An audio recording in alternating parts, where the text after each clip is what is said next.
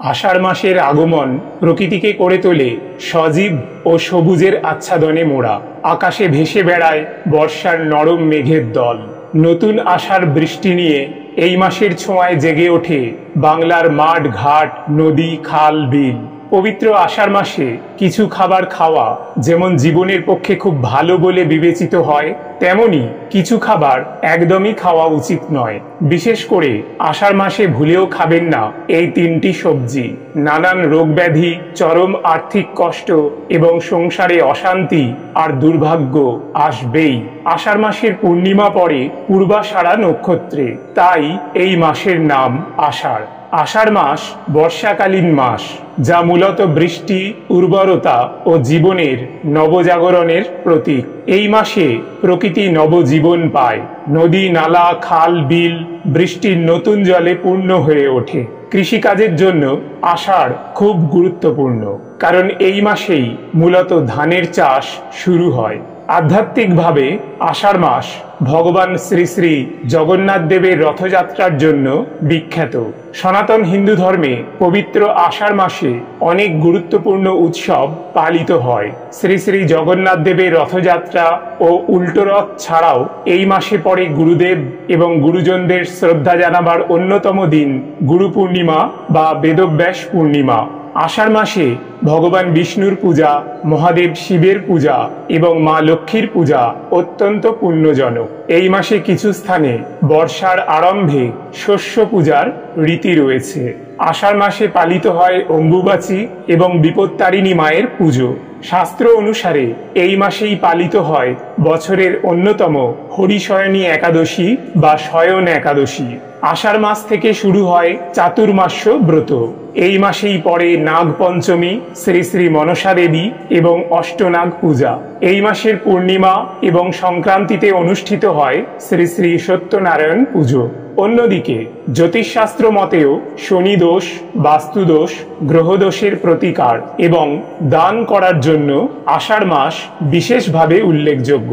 নমস্কার বন্ধুরা, আজকে নতুন পর্বে আপনাদের সকলকে স্বাগত জানাই। আজ আমরা জানব স্বয়ং ভগবান কৃষ্ণের বলা আষাঢ় মাসে কি করবেন আর কি করবেন না, এবং আষাঢ় মাসে কোন খাবার খাওয়া উচিত এবং কোন খাবার খাওয়া উচিত নয়। বিশেষ করে কোন তিনটি সবজি খাওয়া উচিত নয়। এই মাসে যে নিষিদ্ধ সবজিগুলি খেলে জীবনে ঘনিয়ে আসতে পারে চরম আর্থিক কষ্ট, পরিবারের সদস্যদের লেগে থাকবে নানান রোগ ব্যাধি, ঘরে এবং বাইরে অকারণে সৃষ্টি হবে অশান্তি, ব্যবসা বা চাকরির জায়গায় নানান রকম বাধা আসবে, রোজগার কমে যেতে পারে, সংসারে নেমে আসবে চরম দুর্ভাগ্য। আপনি আষাঢ় মাসে কোনো ব্রত পালন করুন অথবা না করুন, কিন্তু এই মাসে অবশ্যই শাস্ত্র অনুসারে নিষিদ্ধ খাবারগুলি এড়িয়ে চলুন। তাহলে আপনার বাড়ি থেকে বাস্তুদোষ দূর হবে এবং সারা বছর মা লক্ষ্মীর কৃপা থাকবে। আপনি আর আপনার পরিবার সুরক্ষিত থাকবেন, সুস্থ থাকবেন। এছাড়াও এখন আমরা জেনে নেব আষাঢ় মাসের অতি প্রাচীন এবং শক্তিশালী 5টি উপায় বা টোটকা, যেগুলো আপনার সংসারের আয়, উন্নতি বৃদ্ধি করবে। বন্ধুরা, আষাঢ় মাস বাংলা বছরের তৃতীয় মাস এবং এটি গ্রীষ্ম ও বর্ষার মিলিত সময়। পরিবেশে এই সময় আর্দ্রতা খুব বেশি থাকে, সেই কারণে আষাঢ় মাসে নানা অসুখ বিসুখ ছড়িয়ে পড়ার আশঙ্কা থাকে। এই সময় প্রতিদিন স্নান করুন এবং ভেজা জামা কাপড় ব্যবহার করবেন না। পা এবং নখ সব সময় শুকনো ও পরিষ্কার রাখুন, কারণ কাদা জলে পায়ে সংক্রমণ হতে পারে। বৃষ্টির নোংরা জল থেকে দূরে থাকুন। খুব বেশি ভিজে গেলে দ্রুত জামা কাপড় বদলে ফেলুন। বৃষ্টির জল বা কাদা জলে না হাঁটার চেষ্টা করুন। ছত্রাক বা ব্যাকটেরিয়া জনিত রোগ এড়াতে জল কাদায় ভিজবেন না। এক্ষেত্রে আদা, তুলসী ও গোলমরিচ মেশানো গরম পানীয় বা চা আপনার জন্য উপকারী হতে পারে। এই সময় মশারি ব্যবহার করুন এবং ঘরদোর পরিষ্কার রাখুন, যেন পোকামাকড় না থাকে।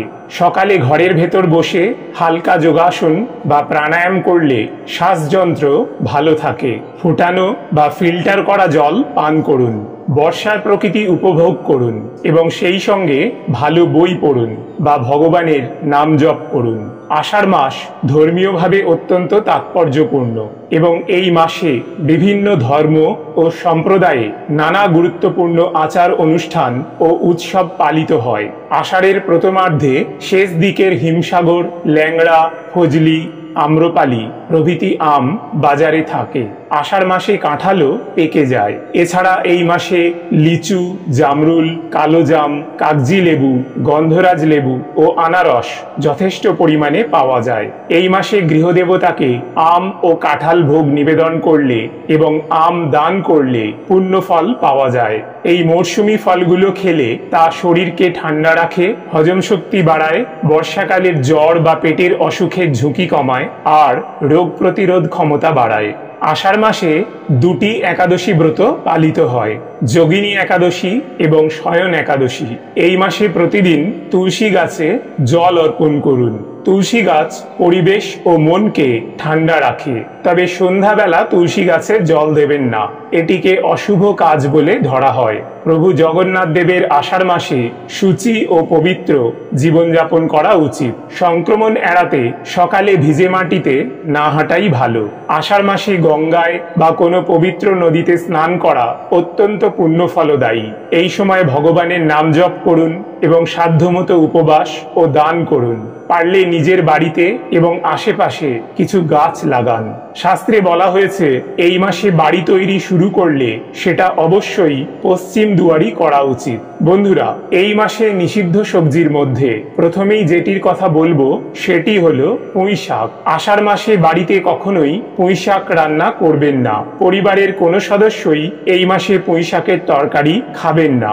এই সময়ে পুঁই শাক মানুষের শরীরে অতিরিক্ত গ্যাস সৃষ্টি করে এবং হজমের পক্ষে এটা ভারী খাবার। শাস্ত্রীয় মতে আষাঢ় মাসে পুঁই শাক খেলে বাড়িতে রোগ ব্যাধি লেগেই থাকবে। রোগের পিছনে খরচ করতে করতে আপনি সর্বশান্ত হয়ে যাবেন। সুতরাং এই মাসে কোনোভাবেই পুঁই শাক দিয়ে তৈরি কোনো খাবার মুখে তুলবেন না। আষাঢ় মাসে যেহেতু আমাদের হজম ক্ষমতা কমে যায়, সেই কারণে এই সময় ভাজাভুজি খাবার যতটা সম্ভব এড়িয়ে চলাই ভালো। এছাড়া বেশি তেল মশলা দেওয়া খাবার এই মাসে না খাওয়া উচিত। বন্ধুরা, দ্বিতীয় নিষিদ্ধ খাবারটি হলো করলা বা উচ্ছে। এটিও এই সময় পেট গরম করায়। আষাঢ় মাসে উচ্ছে বা করলা অতিরিক্ত খেলে গ্যাস, হজমের সমস্যা, পেট ফাঁপা বা ডায়রিয়ার মতো সমস্যা দেখা দিতে পারে। এই মাসে এগুলো খাওয়া যতটা সম্ভব এড়িয়ে চলুন।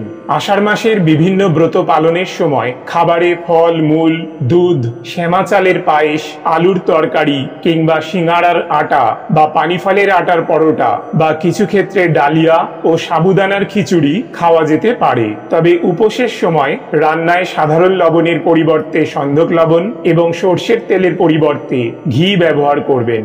আষাঢ় মাস শুধু একটি নতুন মাসের শুরু নয়, এটি প্রকৃতি, ধর্ম, ইতিহাস আর সংস্কৃতির এক অপূর্ব মেলবন্ধন। আষাঢ় মাসে রথযাত্রা ভগবানের লীলা ও ভক্তের প্রতি তাঁর সান্নিধ্যের প্রকাশ। রথের দিন ভগবান জগন্নাথ দেব, ভগবান বলরাম ও সুভদ্রা মাসির বাড়ি যান এবং 9 দিন সেখানে অবস্থান করেন। এই উৎসবে জাত, ধর্ম, বয়স নির্বিশেষে সকলেই ভগবানের রথ টানার অধিকারী হন, যা আমাদের সমতার শিক্ষা দেয়। প্রতিটি রথ বিশাল কাঠের তৈরি। 1 বছরের জন্য তা নতুনভাবে তৈরি করা হয়। প্রতিটি রথের আলাদা নাম, রং, পতাকা ও প্রতীক থাকে। রথযাত্রার আগে জগন্নাথ দেবের মহাস্নান হয়। স্নানের পর ভগবানের অলক্ষ্য বাস হয়। পরে তিনি নতুন রূপে দর্শন দেন। এরপর লক্ষ লক্ষ ভক্ত বিশাল দড়ি দিয়ে রথ টেনে গুন্ডিচা মন্দিরের দিকে নিয়ে যান। 9 দিন পর উল্টো রথের দিন ভগবান জগন্নাথ দেব পুনরায় মূল মন্দিরে ফেরেন। বাংলার বহু স্থানেও রথযাত্রা বিশেষ উৎসব হিসেবে পালিত হয়। বিশেষ করে মেদিনীপুর, হাওড়া, খড়গপুর, বামুনপাড়া এবং শ্রীরামপুরে মাহেশের রথযাত্রা শতাব্দী প্রাচীন। রথযাত্রা উপলক্ষে বহু জায়গায় মেলা বসে, প্রসাদ বিতরণ হয় এবং কীর্তন বা নাম সংকীর্তন হয়।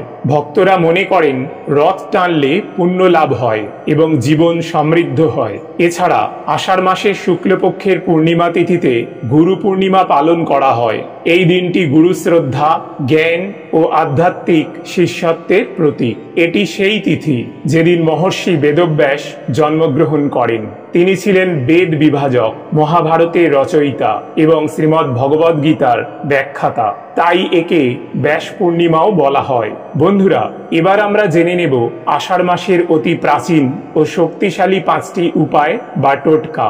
এগুলো আপনার সংসারের আয় উন্নতি বৃদ্ধির জন্য অত্যন্ত ফলপ্রদ।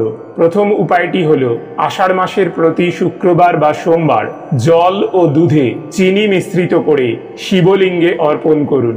এতে চাকরি এবং ব্যবসায় উন্নতি ও আয় বৃদ্ধির সম্ভাবনা থাকে।